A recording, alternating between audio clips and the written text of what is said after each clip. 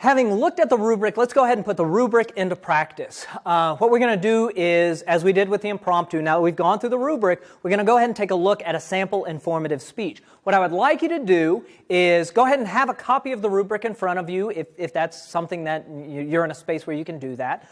There's certainly a link to a downloadable form of the rubric. If nothing else, just revisit what those categories are. But I want you to watch this following speech with the rubric in mind. And then at the end of the speech, I'll come back with a few light comments and then push you to my written feedback on that same said speech. So let's go ahead and take a look at the sample speech now. Tooth enamel is the hardest substance in the human body. Each tooth is innervated and incredibly sensitive. But despite teeth being the living stone of our bodies, cavities are a common phenomenon. Many people get them from poor hygiene, but others get them from several reasons as well.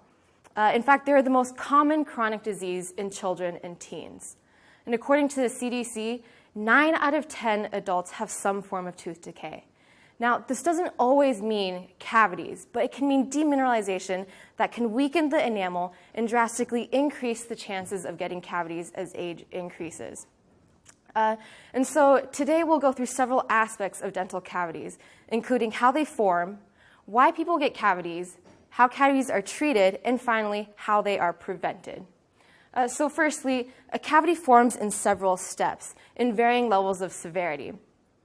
This can occur anywhere on a tooth, but the most common areas of decay are in between the teeth, as well as on the occlusal biting surface. And so the first initiating step of a cavity formation is bacteria. A common bacteria that can cause cavities is Streptococcus mutans. Now, what this bacteria does is it consumes the sugar that we consume and will release acid. Now, this acid will demineralize the tooth by stripping away the calcium phosphate. And so as this erosion continues, we get penetration into the enamel, and this causes a cavity. And if this isn't treated promptly, then the bacteria and acid will continue to penetrate deeper into the tooth, into the soft dentin. Now, the problem with this is that dentin doesn't have that hard barrier that enamel does. And so once a cavity reaches this level, it proceeds quite quickly. And the last step of a cavity is infection of the pulp. And this is the inner nerves of the tooth, and it can be quite painful. So now that we know a little bit more about the steps of a cavity, I'd like to talk a little bit about how each cavity is treated. Now, treatment of cavities will vary depending on what stage of demineralization or decay a tooth is at. And so at the smallest level, a sealant is something that treats demineralization. And a sealant is essentially a small filling that covers the surface of the tooth. And the good thing about this is that it only requires a little roughening of the surface to allow the sealant to bind, and it doesn't require any anesthetic.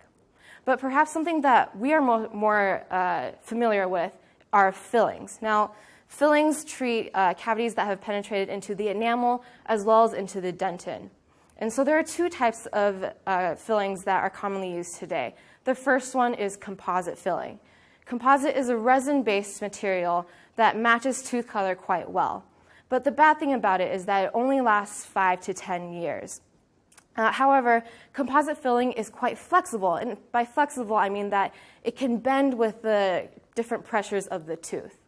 On the flip side, amalgam is the second type of filling that isn't quite as commonly used today anymore. An amalgam is essentially a metal alloy, and it lasts several years, but it's incredibly unappealing. It's that silver filling that appears on some teeth. And because this metal alloy is so hard, it doesn't allow for flexibility in the tooth. And what can happen is, after several years of having an amalgam filling, cracks in the teeth can form due to this hard, inflexible material inside the tooth. Finally, after a filling, at the very deepest stage of a cavity, when the bacteria have infected the pulp, a cavity won't treat the problem. And so what happens is a root canal or extraction might be necessary to prevent further infection. So we can see that treatment of cavities is quite variable. But additionally, there are several reasons why people get cavities, and these are quite diverse as well. This can be due to both oral hygiene as well as genetic influences. So I'd like to talk a little bit more about oral hygiene. Well, most of us know that brushing and flossing are incredibly important in maintaining oral health. And this is due to plaque. And so if we don't brush and floss, multiple times, then what can happen is plaque starts to form and tartar builds up from this plaque. And this can cause inflammation of the gums or gingivitis. Now, if this isn't treated, then the gums will begin to recede and expose the root of the tooth.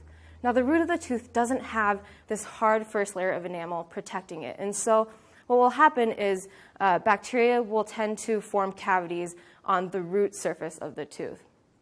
Now, another component to oral hygiene is what foods we eat. So for people who eat a lot of acidic foods, they're actually aiding in the direct erosion of their enamel. And likewise, people who eat a lot of sugary foods or foods with a lot of carbohydrates will aid in providing food for the bacteria that will in turn produce the acid. And so for people who eat a lot of acidic and sugary foods, they are quite prone to cavities. Now, besides from oral hygiene, there's also a genetic factor to cavities. And so the biggest component to genetics is how conducive our mouths are to different bacterial strains. So some people may not have a conducive environment in their mouths for a bacteria like Streptococcus mutans. And so for these people, they can eat as much sugar as they want, as many carbohydrates as they want, but they won't have the bacteria that will consume that and release that acid. And so they won't be quite as prone to cavities. The second component to genetics is salivary production. So saliva acts as a great buffer. And what this means is that when we consume foods that are low in pH, so very acidic, or high pH, which are very basic, then saliva acts as a buffer to neutralize these foods and keep our mouths very neutral. Now, for people who don't produce a lot of saliva, they can't neutralize these acids as well, and so therefore they'll have more erosion from the acid and be more prone to cavities. So not only, because there are so many reasons why people get cavities, there are also several methods of prevention that have been proven quite effective outside of just oral hygiene and biannual cleanings. The first one of these methods is fluoridation. Fluoride is a great substance that will protect the enamel by making it harder for bacteria, the acid, to strip away the calcium phosphate. And so many cities have actually mandated that all their water supplies be fluoridated. And this has drastically decreased the amount of cavities seen in children and teens. And in a similar manner, people who are quite prone to cavities are often prescribed prescription toothpaste, which have higher levels of fluoride, and so can directly aid in preventing the stripping away of enamel as well. A second method of prevention is simply limiting the carbohydrates in acidic foods that we intake to both directly and indirectly prevent the erosion.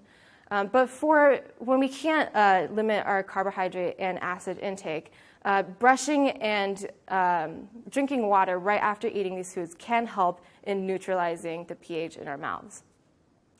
Now, to talk about genetics, well, it's more difficult to treat these problems, but a great product that has been released are biotin products. Now, biotin products are a series of products that will actually increase salivary flow. And so it's been quite helpful for people with dry mouths in increasing their salivary production to increase the buffering capacities of their mouths.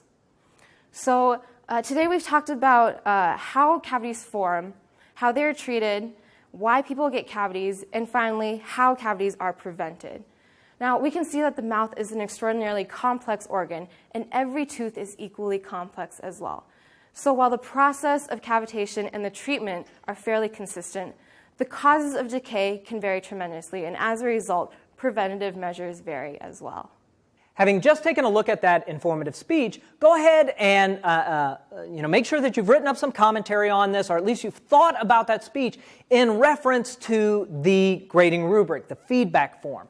And now go ahead and take a look at what my written comments are, just as a way of starting the process of taking that feedback form as a general idea, as a set of key ideas, and starting to put some flesh on them. Being able to sort of come to some sort of communal meaning about what those terms mean and how they might feed into evaluation of an informative speech.